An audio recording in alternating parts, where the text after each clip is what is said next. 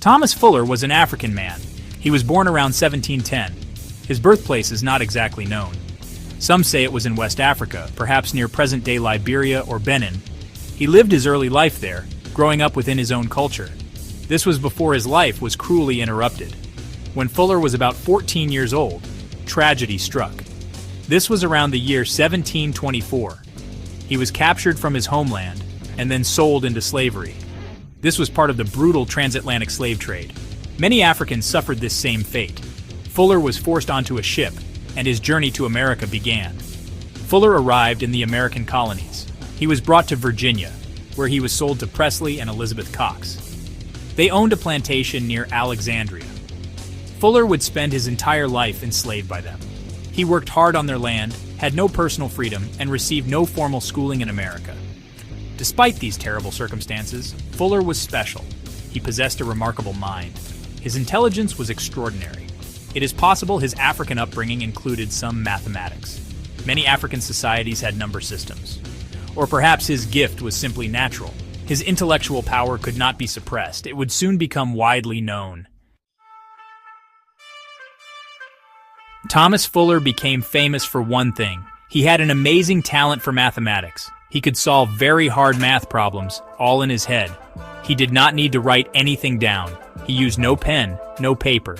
This was very rare, especially for an enslaved person denied education. Word of his incredible skill began to spread. People were amazed by his quick thinking and accurate answers. Soon he earned a special nickname, the Virginia Calculator. This name showed his great mental math ability and linked him to Virginia, his place of enslavement. His mind, however, seemed free from any chains. Fuller could perform many types of calculations. He could multiply very large numbers and divide them too. He could also work with fractions and interest, all with great speed and high accuracy. People would come from other places to see his talent for themselves. His owners, the Cox family, knew about his gift. They allowed visitors to test him with questions. This brought Fuller a certain amount of local fame. It also made people think. They saw that intelligence was not limited by race or a person's status in society. Fuller's mind was a source of wonder. He showed what the human brain could do. There are many stories about Fuller's math skills. These stories help us understand his genius. One well-known story happened in 1780. Two businessmen heard about Fuller. Their names were William Hartshorne and Samuel Coates. They were from Pennsylvania. They decided to visit Fuller in Virginia to test his abilities personally. Hartshorne and Coates asked Fuller some questions. One question was, how many seconds are in a year and a half? Fuller thought for only about 2 minutes. Then he gave his answer.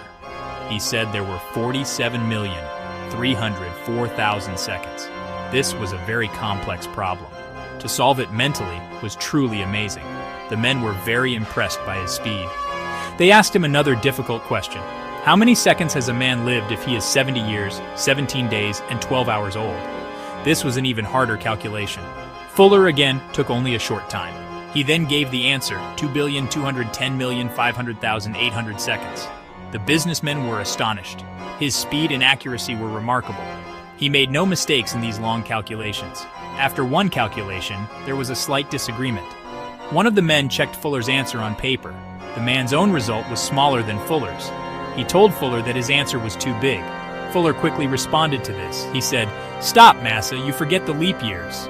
When the leap years were added, Fuller was correct. This showed his deep understanding, not just rote memory. Thomas Fuller's story is very important. It is more than just a tale of math skill. His life challenges old, harmful ideas. He was an enslaved African man. In his time, many wrongly believed Africans were not intelligent.